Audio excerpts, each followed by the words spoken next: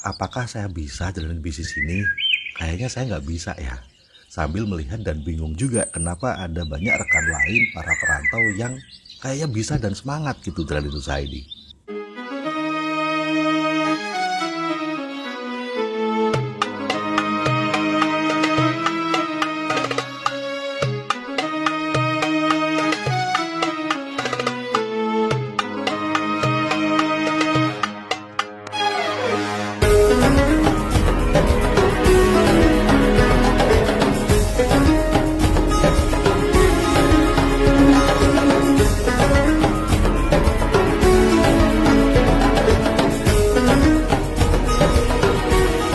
Halo, selamat sore teman-teman semuanya. Assalamualaikum warahmatullahi wabarakatuh. Salam sejahtera buat Anda semuanya.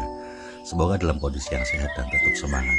Semoga puasa hari ini Anda jalani dengan baik dan semakin mempertebal keyakinan Anda. Diskusi saya barusan dengan salah satu rekan perantau justru memberikan inspirasi untuk membuat konten ini, yaitu pertanyaan atau lebih tepatnya kegalauan, kegelisahan. Apakah saya bisa jalanin bisnis ini? Kayaknya saya nggak bisa ya. Sambil melihat dan bingung juga kenapa ada banyak rekan lain para perantau yang kayaknya bisa dan semangat gitu jalanin usaha ini. Nah oke, sekarang saya mau jelasin dari mana asal pemikiran itu. Pemikiran itu sumbernya adalah kita merasa ada dalam kondisi punya pilihan. Hari ini saya punya pekerjaan, gajinya gede, bisa 5, 6, 7, 8 juta lebih setiap bulannya. Saya juga udah capek loh kerja setiap hari. Kadang bete disuruh majikan, kadang sambil sakit tetap harus kerja. Jadi secara kondisi fisik sudah capek, secara pikiran juga banyak masalah yang dipikirin, dan secara kondisi hari ini toh juga saya punya pekerjaan. Nah sehingga jalankan TNC ini dengan berbagai aktivitasnya itu kayak cuman nambah-nambahin beban aja rasanya. Ikut acara follow up di Zoom lah, conference di grup Facebook lah, sharing info lah, ngajakin orang lah, nawari produk lah, belum lagi live stream. Sehingga kita berpikir, hari ini nggak pakai itu pun saya juga sudah bisa hidup, saya sudah bisa mapan kok. Nah kondisi hari ini dengan pemikiran tadi, itulah yang menjadi penyebab kita muncul pemikiran, apakah saya bisa jalanin usaha ini? Kayaknya saya nggak bisa deh, tapi kenapa orang lain bisa ya? Nah,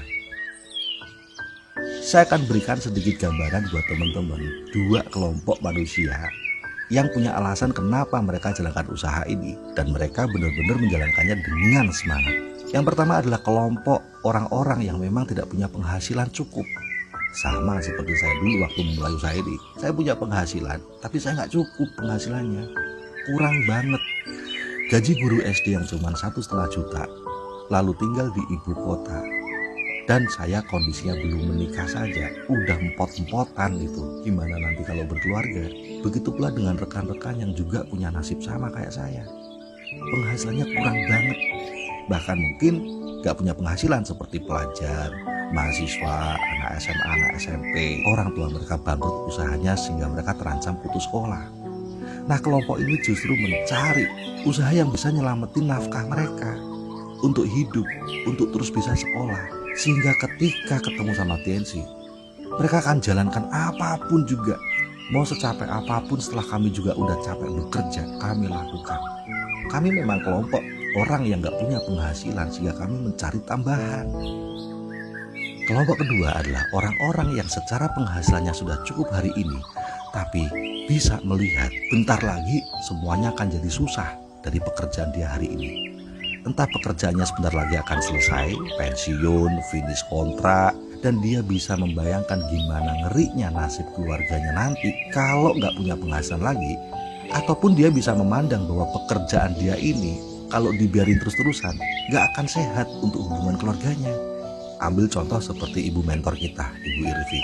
Pada saat mengenal usaha ini, Ibu Irvi walaupun beliau bekerja sebagai karyawan atau pegawai stokis dengan gaji hanya Rp500.000, namun sebenarnya secara ekonomi ya sudah cukup karena Pak Eri suami beliau itu bekerja sebagai profesional di luar pulau. Pulangnya kalau nggak salah tuh 6 bulan sekali. Secara ekonomi cukup, namun Bu Irvi berpikir, lah anak-anak kapan bisa ketemu ayahnya? Hubungan yang gak pernah kumpul itu menurut Bu Irvi juga gak sehat untuk keutuhan keluarga. Begitu pula dengan rekan-rekan para perantau yang jalankan usaha ini dengan semangat. Mereka juga bisa memandang pekerjaan mereka hari ini meskipun hasilnya gede, namun toh sebentar lagi juga selesai. Mereka akan finish kontrak dan mereka gak punya penghasilan lagi. Bagaimana dengan nasib keluarganya? Gimana nanti kalau keluarganya sakit dan butuh biaya rumah sakit? Dan juga mungkin rasa bosen karena udah terpisah lama dengan keluarganya, seperti yang dirasakan sama Bu Irvi dulu. Bosen, kok gak pernah kumpul bareng, ngerasakan kebutuhan untuk kumpul bersama, tapi juga tetap punya penghasilan. Nah, kelompok kedua ini juga malah mencari, radarnya tuh nyala, sehingga waktu ketemu sama TNC, wah, bagai dapat durian runtuh. Lalu sambil berjalannya waktu menjalankan usaha ini, kedua kelompok tadi bisa melihat hal-hal yang lebih besar lagi dari usaha ini, di mana impian-impian mereka bisa terwujud. Nah, kembali ke laptop, pemikiran awal tadi, apakah saya bisa jalankan usaha ini? Pemikiran itu tidak berasal dari orang yang saat ini sedang kekurangan penghasilan, sehingga sampai sengsara untuk memenuhi kebutuhan keluarga.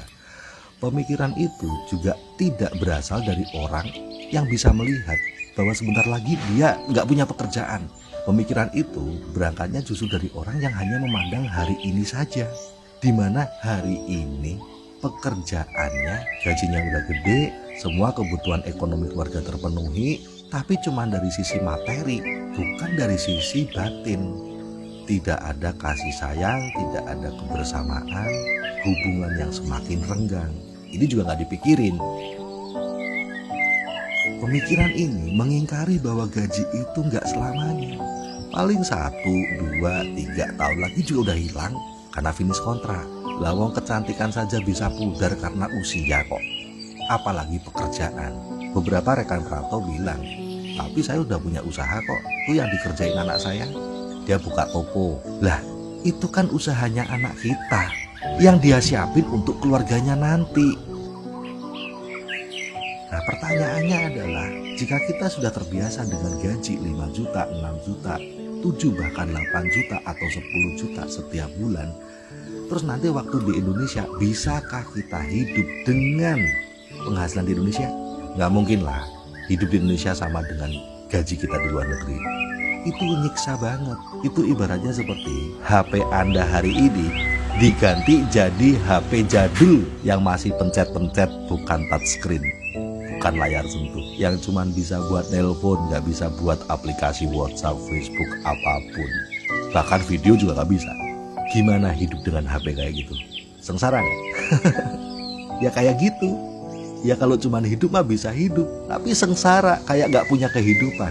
Nah, semoga teman-teman lebih bijak lagi memandang usaha ini, karena kita sudah punya keluarga, entah orang tua, entah anak, bahkan mungkin cucu. Hidup tuh gak cuma untuk makan. Makan itu untuk hidup. Nah, hidup tuh untuk apa? Hidup tuh adalah untuk kesejahteraan, kebersamaan. Dan itu tidak bisa cuma dipandang hari ini, karena hidup terus berjalan. Tidak ada lagi yang namanya saya kok kayaknya gak bisa ya jalanin usaha ini. Bukan lagi masalah saya bisa gak bisa, tapi apa yang membuat saya bisa hidup layak. Dan sebenarnya merantau itu bukan pilihan. Coba deh bayangin buat teman-teman yang kerja di Hong Kong, Taiwan, Singapura. Apakah itu sebuah pilihan dari Tuhan? Jika Anda seorang muslim harus masak babi, bahkan gak boleh pakai mukenah untuk sholat sama majikan. Bahkan di bulan puasa, Anda gak boleh berpuasa. Masa sebuah pilihan dari Tuhan kok malah untuk menjauhkan keimanan kita? Dan buat teman-teman semuanya yang merantau, entah di Asia, entah di Timur Tengah, apakah ini sebuah pilihan nafkah dari Tuhan? Jika nafkah itu membuat keluarga berantakan, ya enggak juga lah. Itu pilihan dari manusia, tapi bukan pilihan dari Tuhan. Karena pilihan dari Tuhan, pasti ujungnya adalah sebuah keberkahan, kebahagiaan, kedamaian pikiran. Nah, oke teman-teman, jadi ini bukan masalah apakah saya bisa atau tidak bisa, tapi berangkat dari mana pemikiran itu. Pemikiran itu hanya berangkat dari kondisi hari ini secara materi saja. Ayo kita melihat ke depan. Dan justru sebenarnya usaha ini malah membawa keberkahan buat kita semuanya. Semoga sharing ini bermanfaat buat teman-teman sambil menikmati hidangan berbuka puasa. Kita syukuri usaha ini, kita gempur royal agar segera pulang merdeka dan kumpul dengan keluarga. Assalamualaikum warahmatullahi wabarakatuh. Salam sejahtera buat Anda. Go Freedom!